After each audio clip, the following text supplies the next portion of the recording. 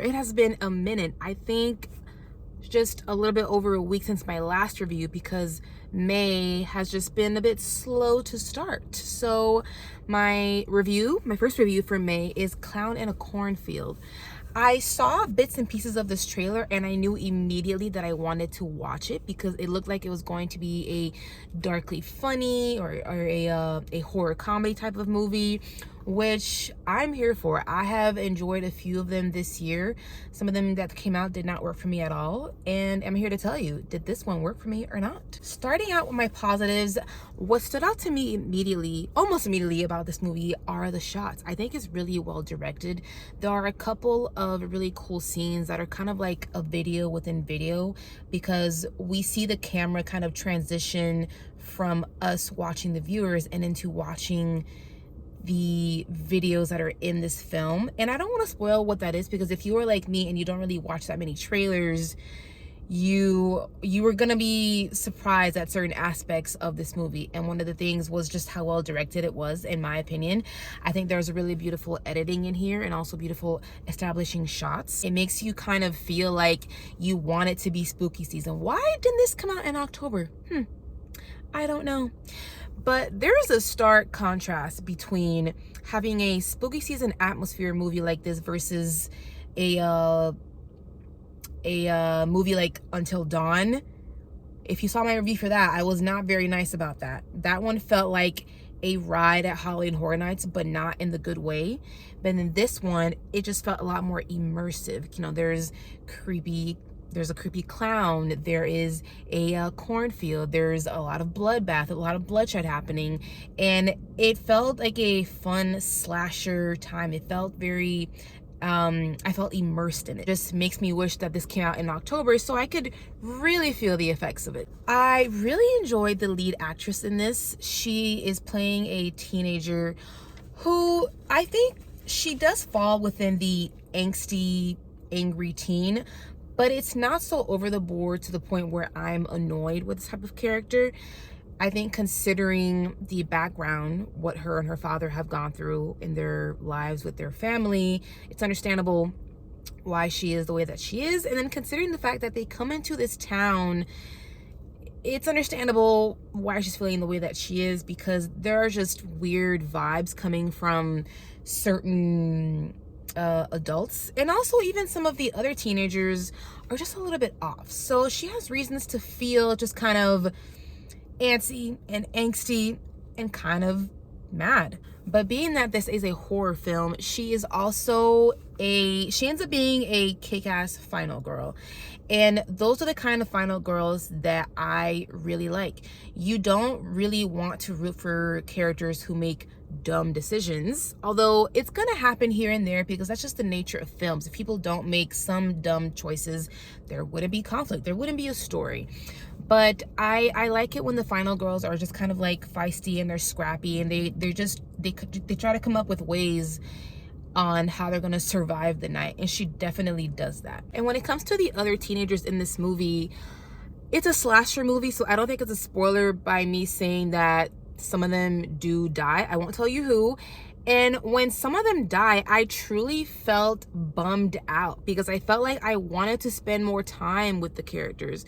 When somebody gets off, I'm like, oh wait, no, but they were funny. I would have wanted the main actress to try to survive the night with this person because this person was funny, or this person added an interesting energy because they're completely ridiculous. So I think if a slasher movie can make me feel that way and make me care about wanting to see more from these characters, I think that says a lot about the writing. Okay, so a major pro of this movie for me was the unexpected turn. Now, again, I haven't seen a full trailer of this, so I don't know if this is revealed in the trailers, and I won't say what it is here either because I don't want to spoil it for you. But all I will say is barn scene. When we hit, I think, about the middle of this movie and the barn party starts, that's when the movie really starts get going for me, okay? Because there's just an unexpected turn. I didn't think that was going to happen. When I was first starting to watch this, I thought this was going to be a pretty by the numbers standard type of slasher film, which actually kind of made me feel a little bit, a little bit bored in the beginning. I felt like it was kind of slow to start, which is actually kind of like my negatives of this. I do think it takes time for it to get going, and I could see if somebody was just streaming this at home and they started off with the first 10-20 minutes, they might like pop out because they think this is just a, I know I've seen this 1,000 times before. But like I said, this takes a turn because this takes a turn that I can't really go into. I have to be vague about it because I truly do not want to ruin it for you. I want you to feel entertained and surprised by this the way that I felt in the theater. Now, let's talk a bit about the, I guess, message of this movie. I don't want to call it a message. I think it's more about what the story is about. You know, what is it trying to say below the surface? What I take away from it is I think it's a pretty cynical view at how different generations are just not clicking with each other. They refuse to see things from another person's perspectives because they're just so stuck in their ways. And I know in my own life when I have felt completely frustrated by older generations on how they're just so stuck in seeing things or doing things in a certain way, and they're just so stubborn about it that they just refuse to evolve. They refuse to actually try to communicate things, and it's a process and an experience that can get you really, really frustrated. So imagine that, but it's kind of personified in this movie as a big slasher film. How both generations can feel just utterly, completely up to here with each other and just feeling that frustration. It gets very, very violent, and I do not condone the violence that this movie depicts with the clash in the generations. But I thought there was an interesting take. I know this is based on a very popular book that a lot of people love. I think it's a YA novel, and I'm very curious to know if this follows the book pretty closely. It probably doesn't. It probably changes a lot, but I wonder if that certain aspect is what happens in the book, because like I said, I think it's pretty cynical. But I give the movie props for that because, you know, not everything has to be like about puppies and rainbows, and I think horror is one of the best genres because it lets you explore uncomfortable things. It lets you explore just kind of like the ugly truths of life. As for my cons, like I said, I think this just had a little bit too slow of a start for me, and I also think another mixed to negative thing that I can say about Clown in a Cornfield is the humor of this. There is a lot of humor in here that did work for me. There were parts that I actually laughed out loud, and I felt so happy that I could actually laugh again at a horror comedy. But there is some dry humor in here that kind of reminded me of certain aspects that I did not like about The Monkey that came out earlier this year. So I think with the dry humor, it's very like, you know, it's a coin toss if that's going to work with a general audience.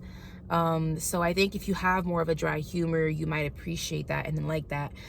But then when things get a bit more to a point where it's filled with more of a dramatic tension that turns humorous, that's when it got me. And this happened again at the barn scene. If you know, you know, and when you watch it, after you see this review, you will know what I'm talking about. That scene was so funny to me.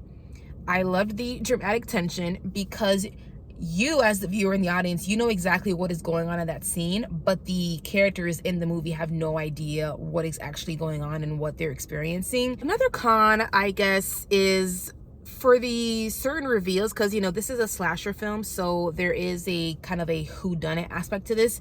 You can kind of see it coming somewhat. I don't want to share more about that. So when certain revelations are made, I wasn't surprised. It just kind of made sense, which I would rather it make sense than having a reveal that makes no sense. So even though I wasn't mind blown, it made sense. I was fine with it. So I was going back and forth if I should give this a 3.5 or a 4. And I think I will give this a very high, solid 3.5. You know, that is still good and positive to me. It's something that I would recommend if you are a slasher fan, if you are a horror comedy fan. I say go out and watch this. I think it's a fun time, but it does fall into some slow pacing aspects. There is some cliches in here, and there's some things that could be predictable that may take away some of the tension for you, but I will still entertain. But it just depends on the kind of viewer that you are. But I see this working for slasher fans, and I have seen a few reviews already. People have been really praising this, so now I see why. I think it is a good solid time at the movie theaters. Thank you guys so much for joining me in my review. Please go ahead and subscribe if you're enjoying my content. You show YouTube that you're interacting with the video. It helps to increase the visibility of the video, and that way we can grow our community of freaks. Thank you guys so much, and I'll catch you guys next time.